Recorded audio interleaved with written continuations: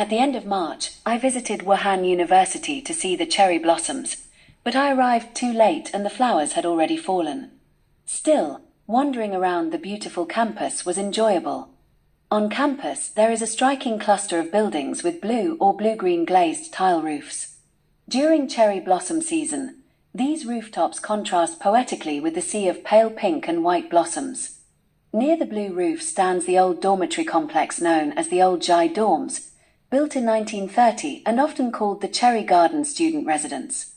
In spring, when the cherry trees are in full bloom, you can admire a stunning view of the blue tiles, blossoms, and surrounding mountains and water from the dormitory steps, such as the famous 100-step staircase.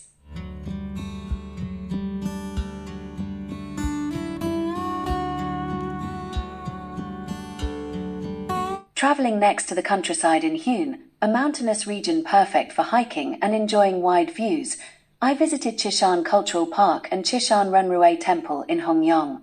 The site is known for its stone carvings illustrating the 36 acts of filial piety, and to my surprise, I even saw a yin-yang pattern formed in the fields. With its mountains and rivers, Wuhan has long been known as a fertile land of fish and rice. Chishan, formerly called Phoenix Mountain, is one of the 72 peaks of the famous Mount Heng. It sits at the border of 3 counties, Hengnan, Chidong, and Hongyang, and is said to be a place where a single rooster's crow can be heard in all 3 counties.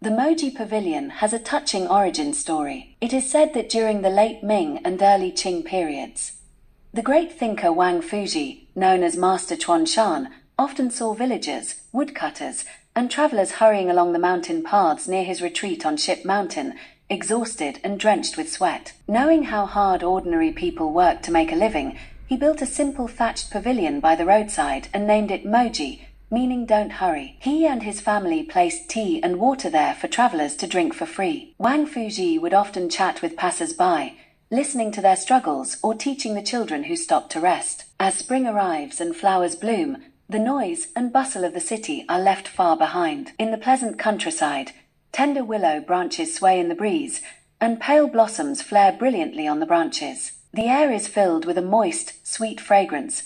Each breath carries the scent of earth and the vitality of new life. Climbing to a higher vantage point again, distant rolling mountains stretch across the horizon, lush vegetation fills the foreground, and between them lies a broad plain or basin covered with farmland and villages. You can clearly see large expanses of rice paddies and cultivated fields, a defining landscape of a land rich in fish and rice. A winding river cuts across the plain, looping around a small hill or island, which is dotted with 2- or 3-story homes with red roofs and white walls.